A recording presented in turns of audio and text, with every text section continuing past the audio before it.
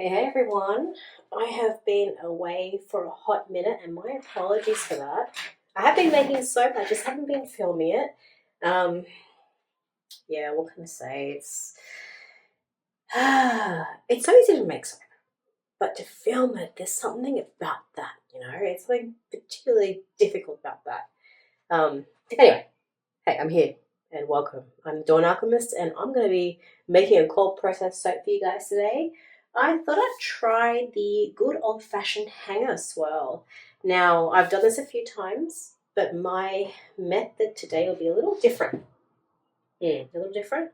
Yeah. So, there is a type of, how do I call it, a soap technique called the Oriental Swirl.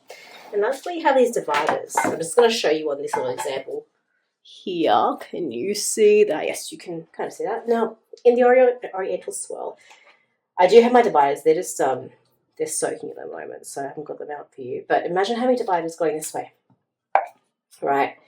And you pour your soap batter in, and then you get a little stick once it's done. So you pour it in really carefully. You remove your dividers, so now you have three distinct colours, kind of like the Neapolitan ice cream. And then you, with your little sticky there, and you make a really cute pattern. The only problem, and the reason I hate using the dividers, is that you have to cut the soap horizontally to be able to see that pattern. And it's real bitch getting it even. It's not as simple as just straight cuts this way. So, we're going to use that technique, that theory, right? Instead, we're going to be able to keep our nice little vertical cuts. How we're going to do it is this, and this is the theory behind it. Let's see if it actually works out, because I've botched this so many times. It's all about the thickness of the batter, and you guys know how much I love to over mix. I'm going to slowly pour it. So now we're going to have this layers going this way. I'm going to get my little hanger, and I'm going to create my pattern vertically, and we'll see if we do get a nice effect. Most of the time it's worked, but hey, when you film things, it just doesn't tend to work out, does it now? So I've got my little combination of colours here. I have this little pretty blue. We'll see how this looks. I'm trying to get all the these annoying clumps out of it. So pretty blue. My F-off neon pink mixed with another colour just to dampen the F-off pink nature of it all. I don't know why I call it F-off pink. It's just something about fluoro pink I love. Okay, and then we've got my pretty purple. Now I've put sparkles in this one. Okay, so as you can see, I'm wearing long sleeves. Yeah, safety first. I know I tend to omit the safety or wearing long sleeves when I really should be. But yeah, when I'm making my proper soaps to sell, of course, I'm going to be keeping everything safe and proper as it should be. All right, so I have my oils here. Now I'm going to add my sodium hydroxide mixture to my oils. It looks a bit funny, doesn't it? This colour, oh my goodness, I cannot speak today. Discoloration is simply because I have used Colloidal Oatmeal and I've added it to the mixture here. Now the reason that's going to look gross when I pour it in, I'm so sorry, please ignore this, and this is why you have to absolutely wear glasses. The reason it looks absolutely awful is this is just what happens to oatmeal when you add it into sodium hydroxide. It looks terrible, but I put it in here to avoid it clumping up later on. I mean, it is going to clump, but this has a greater chance of actually dispersing within the oils, which is what I wanted. Hence why I'm still mixing it. Okie dokie. It might look like I'm creating a lot of bubbles here, but hopefully my immersion mixer will deal with that. The only little hurdle that I've had so far, one of the many hurdles that I've had so far this time around, is the fact that I am currently in winter here in Australia. And it's, unlike what most people overseas believes, it does get freaking cold. Because of that, because of the cold, my oils are just, thickened up. And hopefully I've warmed it up enough so it's not too thick right now. Yeah, the biggest problem with using oil that's in a semi-solid state, even though you're going to have an exothermic reaction with the sodium hydroxide, it's just like you get little white bits of fat that are left over in your final batch of soap. I'm going to show you guys with another batch that I created. It's simply because I really should have let it. I don't know if you can see it very well. Hold on. Here's the one I prepared earlier. Alright. You might see these little lumps of fat here. See the little bumpy bits? Yeah, that's all because I did not let I use very, very cold oil. That's what happens. So yeah, don't let it happen to you. Now, let's get this baby mixing. Turn the power on, make it pretty good, wouldn't it now? Alright, now let's see. This is actually a bit warmer than I would like, so I'm going to have to work quickly. Alright, bear with me guys, I'm going to try my best. Okay, I'm really trying not to overmix here, and I think I did a little bit of I should have blended my sodium hydroxide mix with the colloidal oatmeal beforehand. It's been a long time since I've used colloidal oatmeal. The only reason I'm using it now is because I just want something that would be soothing on the skin. I didn't want to. Yeah, it's just this is a time when eczema tends to flare up in the cold, all that sort of stuff. So I thought, oh yeah, well, let's use oatmeal and undo all the yucky itchiness this heat causes. Okay, well, yeah, you can see the lumps, right? I'm really not impressed by that, but that's cool. It's okay. This is just for friends and family, so yeah, friends and family who are eczema sufferers. That's why I'm not too fast. They know I do this all for they're good. Okay, I'm trying to get this even. Let me see how we go. How did I do this? Fuck off. Oops, sorry. Excuse my language, guys. You know how I am. Alright, so the reason, you probably thought, why am I wasting an extra container by doing it this way? Because I realised that I could leave all my lumps of oatmeal on the bottom, which there are lumps of oatmeal. Yeah. Alright, there you go. We mix from brightest to darkest. So we go pink first. Oh, that's a beautiful F pink. Love it.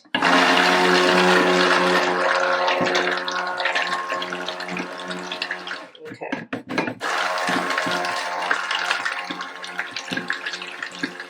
Yeah, I love the colour, man. I just think something so nice about that. Okay. That's such a cool mix. I love it. A few little clumps left, which I'm not too happy about, but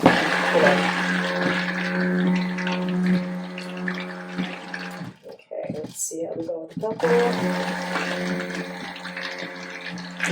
Oh no, introducing bubbles, not cool.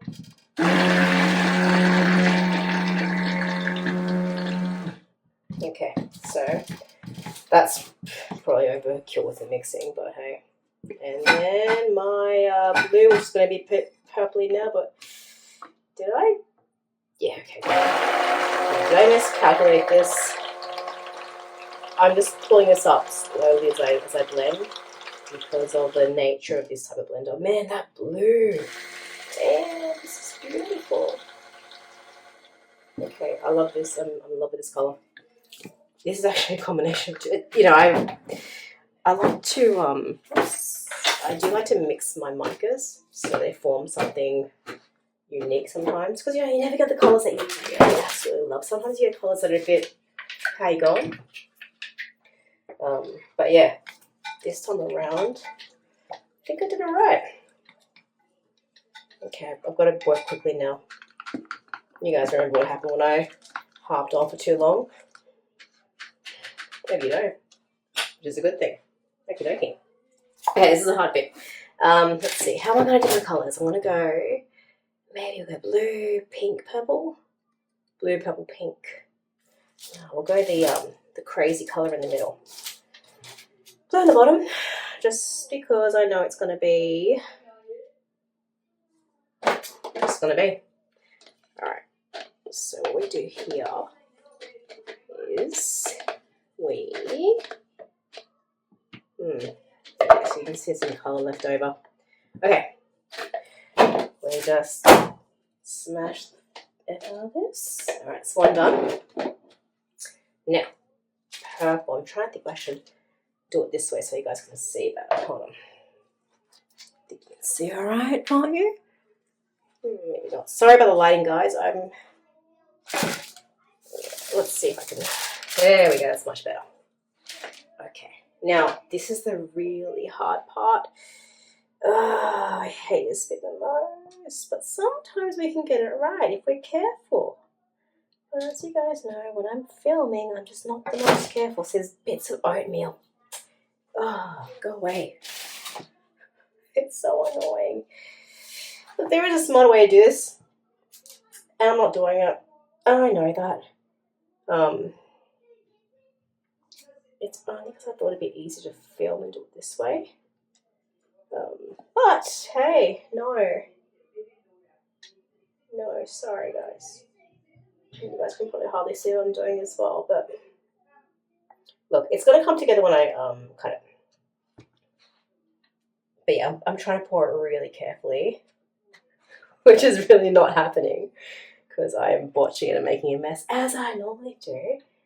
But the reason I'm using the spatula, and sorry for blocking the view, by using a spatula I can just slow down, slow down the pour. Because obviously if I'm going to start pouring from a height, it's all physics, right? It's just everything's going to take a deeper into the mix. All right, I screwed this one up, didn't I? I was supposed to put my F off pink in the middle. But I didn't. This is what happens. I had it planned in my head. But, okay. Reality and fantasy sometimes don't align. Oopsies. I didn't tend to make such a mess. Oh, look, fuck it. You know what? I don't care if I get a unique swirl effect. That's the whole point. Okay. Now,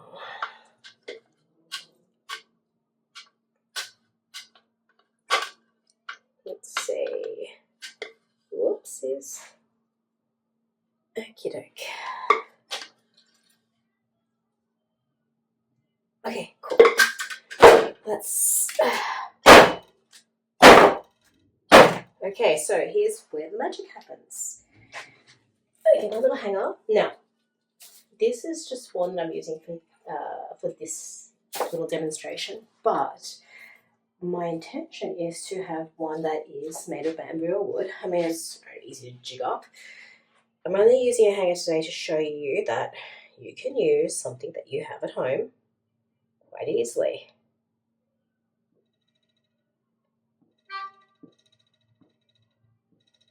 Okay, there we go. And that is it. It really doesn't look like I did much there, does it? And that's the beauty of it. I'm making a huge mess here.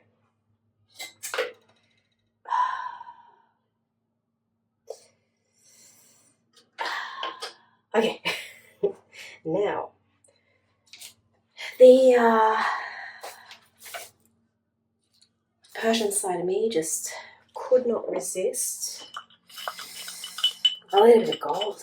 actually said the Aussie side of me couldn't resist a bit of gold, because that's what we love. Good bit of gold. Just to make our little design at the end. There you go. Man, this is going to look... Actually, you know what I'm going to do? To make it a bit easier for you guys to see what I'm doing. There you go. You know, I'm not going to go too crazy with the gold. Of course I'm going to go too crazy with the gold, we know me. We all know what I'm like. Just fun. Gold is fun. You know? Just adding a bit of gold. It just makes the day worth it. Yeah, this isn't working right. Doing it like this is... I thought I could do this for the, you know, to look pretty. But I'm realizing that I'm trying to make it look pretty for the camera, but I'm failing miserably. Sorry, guys. There we go. Okay. Believe me, when I normally make it, it's not as bad. Now, here's another mistake I made with the last batch. After I made it, I didn't keep it in the warmest environment. I let it cure at a room temp. Big mistake, because those annoying bubbles formed. Really annoying bubbles. If I had the common sense to actually, you know, put it in a warm place, my little method is just get a box, you know, cover it with a box, get a get a hot water bottle. You can do it that way. Some people put it in the oven. Look,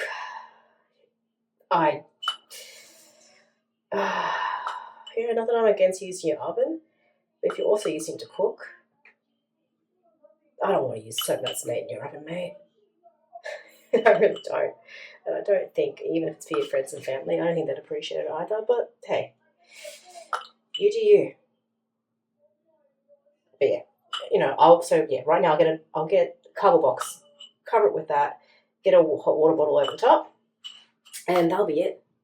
So that's how I will take care of this baby. All right, there we go. You can't tell anything right now, because hey, look at it. It's impossible, right? It's you look at it and you go, all right, well, what have you done to it? When I cut this baby, then you'll see. And until then, guys, thanks for joining me.